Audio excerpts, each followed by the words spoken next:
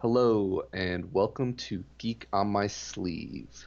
Today we will be doing a spoiler-free book review on Children of Time by Adrian Tchaikovsky. Apologies if I butchered that. For those of you new to the channel, my name is Carl and my co-host Peter is here with me today. Hello. Hello, hello. So we've already done the Children of Time on this channel, so this will not count towards our 52 book challenge, but we wanted to go back and do a no spoiler book review for those of you who have not had the chance to enjoy the Children of Time yet. So, jumping into the Goodreads summary of The Children of Time by Adrian Tchaikovsky. A race for survival among the stars. Humanity's last survivors escaped Earth's ruins to find a new home. But when they find it, can their desperation overcome its dangers? Who will inherit this new Earth? The last remnants of the human race left a dying Earth, desperate to find a new home among the stars. Following in the footsteps of their ancestors, they discover the greatest treasure of the past age, a world terraformed and prepared for human life. But all is not right in this new Eden. In the long years since the planet was abandoned, the work of its architects has borne disastrous fruit. The planet is not waiting for them. Pristine and unoccupied, new masters have turned it from a refuge into mankind's worst nightmare. Now, two civilizations are on a collision course, both testing the boundaries of what they will do to survive. As the fate of humanity hangs in the balance, who are the true heirs of this new earth? So, if you spend a little bit of time online, you will find that this is a very popular book. It's won a lot of awards. It's definitely one of my favorite sci-fi books. A couple quick highlights of their bestseller ranks at this time, pulled from Amazon. As far as Audible goes, which is 16 hours and 31 minutes. Um, it's in like the top 1,000 for Audible originals. Number four in space exploration science fiction. Number six in first contact science fiction. And number 25 in space opera. In the printed category, coming in at 609 pages. Current ranks from Amazon bestsellers, little over 10,000 in the Kindle store, top 100 for hard science fiction, genetic engineering science, and hard science fiction. So, yeah, it's ranked up there as top sci-fi book, and it definitely is ranked up there for me as well out of my own personal collection. How about you, Pete? Yeah, I enjoyed it. It does a lot of things differently that kind of threw me for a loop when I first listened to it, but it's done very well. Yeah, yeah. As we were going through and getting notes ready for this, and I was looking through the different subgenres, and I'm the first to admit I don't have all the different subgenres of fantasy and science fiction memorized. But as I was reading through it, like it's clearly first contact science fiction. It's clearly a space opera. But something that really hit home for me is like it definitely puts the hard and hard science fiction going into the details and the science behind what's going on. Would you agree with that, Pete? Yeah, honestly, like when you said the descriptor space opera, that didn't Mm, quite click for me, but at the same time it does. Because when I think opera, I think, multiple things going mm, on, mm-hmm, and I guess mm, it it does have multiple things. So Right, right. It does, and there's definitely a lot of drama with humanity as they flee Earth and kind of following their story amongst the stars as they try to figure out how to survive. I really like the book and the way they laid out their setting. Um, you essentially follow two storylines, Mm, and it's weird because normally when something's going on in a book you get a certain feel like, oh, this is a good guy, oh, this is the bad guy, oh, will mm, they, get through this. Because you follow the two storylines, on one of them it's kind of like a new beginning and you're watching it develop and flourish, and you've got these like, oh my god, possibilities, there's so many things we could be doing. And then mm-hmm, on the other side you've kind of got, an apocalyptic feel where, you're like, are they gonna make it? And so it really toys with my emotions mm-hmm. because you want to feel for one of them a certain way, and then you go back to the other one, and it's, you can't really set your have your feelings set. It toys with them a lot. Yeah, I I think that's a sign of good writing, and what I really enjoy about like science fiction and fantasy, because we're naturally going to relate to things more like us and people more like us. And the great thing about stories is you get to kind of like walk a mile in not only other people's shoes, but in this case, other species' shoes. Yeah. So to go through and look through their eyes, and yeah, they may seem so alien, but they also see so human. The fact that there's several times where you really don't know who you're rooting for. Humanity is in a post-apocalyptic state right now. They destroyed the earth and now they're abandoning it. And yeah, you wanna root for humans because I didn't plan this, but like we're all human.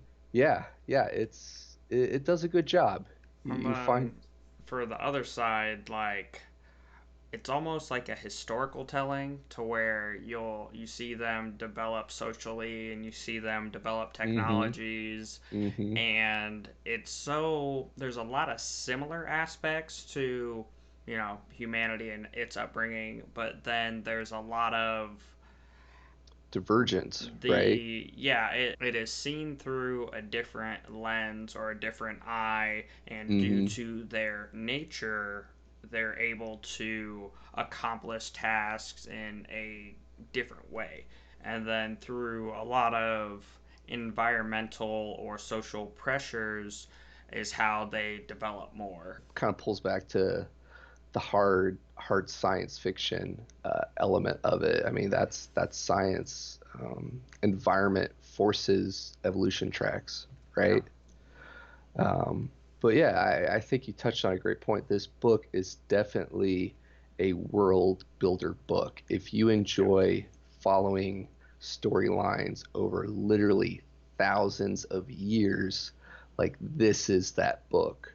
And you get to see the story progress and the civilizations develop. Granted, the Geek Out session was a while ago, but I think we really did a good job kind of diving a little bit deeper and addressing that without dealing with the no spoilers um, element of this review. But yeah, it's definitely up there as one of my top science fiction books. If you enjoy epic scale story building, if you enjoy post-apocalyptic feel, if you enjoy First Contact, dealing with alien civilizations, bit of the politics and the civilization development. This is definitely that book. Don't have the actual published date, but I know I picked this up in 2017 and have reread slash listened to several times, and they have, or Adrian has just released book two of this series, and we're going to be diving into that a little bit later on this channel. And it's a really enjoyable series. Yeah. I guess my biggest complaint about it is like the scaling is amazing. I know, great complaint. I But was about to say due that to doesn't the sound like a complaint. due to the scaling, I feel like you miss out on a lot of things. Like I would almost enjoy just following one of the story arcs and Mm, stopping to smell the roses. And because there's so many time hops, hmm. it's hard to develop a character Right, because, you know, in some instances, that guy's dead. right. So, and in other instances, they find ways to cheat time. And she does well with keeping it similar to Mm, where you kind of have an idea of what this character is going to be based off mm, of their name, which hmm. means who they were, essentially their parents. So it's similar, but then there's also subtle differences, and yet again they go into detail for that, like, oh, this is this character or persona as a warrior, as a scout, Right, as a, right. so But it develops more of a feel for a character than character mm, development, hmm. if that makes sense, through one of Yeah, the storylines. yeah. A little bit of clarification is like throughout the time hops, the character name basically follows the gene line, right? Like Yeah, yeah. their ancestral track. So it kind of helps with Knowing where just they came from to yes, potential to what yes. they can be. Yeah, their skill sets, their strengths, disposition, so on and so forth. Before we go too far down that rabbit hole, I think viewers are going to start noticing a trend that we really lean towards the epic side of storytelling because this book is definitely longer than a good portion of science fiction coming in over 16 hours on Audible, but then we enjoy the two times that length or two and a half times that length where they could dive deeper and smell the roses for a couple chapters before pulling you back out and you know continuing on this massive scale. And for me, on that note, like, that's how I do everything in life. I don't watch anything live on TV for a reason. Because I can't uh, marathon mode it. I don't want to uh, wait till next yep, week for it to come out. So yep. having so much content, and the way they leave this book off was done very well. Hmm. And it acts as if it's taking it in a similar yet new direction. Hmm. So it's exciting because it's not like exactly a conclusion Right. where there couldn't be a second one. It's very much of a, kind of like I was saying earlier, it there's so much potential Mm. that could come out of it. It You made have me want to see the next one, which just finally came out. I was about to say, have you listened to Children of Ruin yet? I have not had a chance to listen to two. I wanted to Okay. dial in this first. Yeah. I have, and just for people thinking about investing in this series, it does well. Like Adrian does a good job continuing it on. And I used to have a hard fast rule kind of along the lines that you're talking about, Pete, on either I want to binge a full series or wait until the next one comes out. And as much as I was eager for the second one to come out, I was content with the end of the first book to where, okay, I can shelf this for a couple of years and come back to book two. I didn't feel like it really left me hanging. He did a Yeah, good yeah. job, kind of not really completely tying up the storylines because obviously they can always continue, but a lot of those promises that got made early on in the storytelling he came through on, and the author's a Oh, he. sorry, I probably said she a couple times I there. I think, and people will go back and rewatch this and probably notice that we switch through, or I'll say they, just because since we do the audio format, um, I feel the storytelling is very much a team effort. Yeah, Adrian, who is male, did the writing, but one of the voice actors for us is female. So like when you hear that part of the Yeah, storyline, it's like, you oh, connect it. she. It's like, well, yes, me no disrespect to anybody, but when in doubt, if you hear me say they, it's just to keep myself from slipping up there, or Yeah, vice yeah. versa. Speaking of which, audio performance, what'd you think of the audiobook Uh, in regards to format? you know, it did well. I'm trying not to spoil it. It's really hard. I hope everyone appreciates how much effort it is for us not to spoil these books when we do these reviews. That's why the Geek Out sessions are just so much easier, because it's gloves off. Let's Yeah, get into the details. Um, it was a good performance. They did very well, but yet again, there wasn't like a whole lot of different voices that they had to go through. mhm, Yeah, mhm, but it was yeah, good. I mean, I've listened to it 3 or 4 times, so yeah. it, It has to be good, yeah. right? I agree with you. I enjoy it. Um, for the record, Mel Hudson, who does the audio narration on Audible, is female, and the author, Adrian, is male. But yes, they both come together and do a good job telling the story Children of Time. Definitely recommend it. Audible version, definitely recommend it. I think I've gifted this book out several times over the holidays to hardcore sci-fi fans. Um, but yeah, any other thoughts, Pete? So foreshadowing, it's weird because there's so many time hops. Mm-hmm. Okay, so first off, following one storyline, the foreshadowing, it pretty much takes an existing concept and it develops it further, but it's not quite like reinventing the wheel. It's just looking at it in a different perspective. And then along the other, and so much of that foreshadowing I feel like isn't answered because you see a concept or you see a person or you see how this is playing out, and in my mind I just start going off in a million different directions where I'm like, ooh, but could they do this? Oh, what about that? Oh, Yeah. so for one of them, like, it is foreshadowing because a lot of it came to fruition, but Mm-hmm. on the other hand, there's still so much more that could come out of it. The Mm-hmm. second storyline we follow is kind of black and white. It's literally like, we are going to go do this. And then we Mm-hmm. jump over to the other storyline. We come back and it's like, we did that. Here, you know.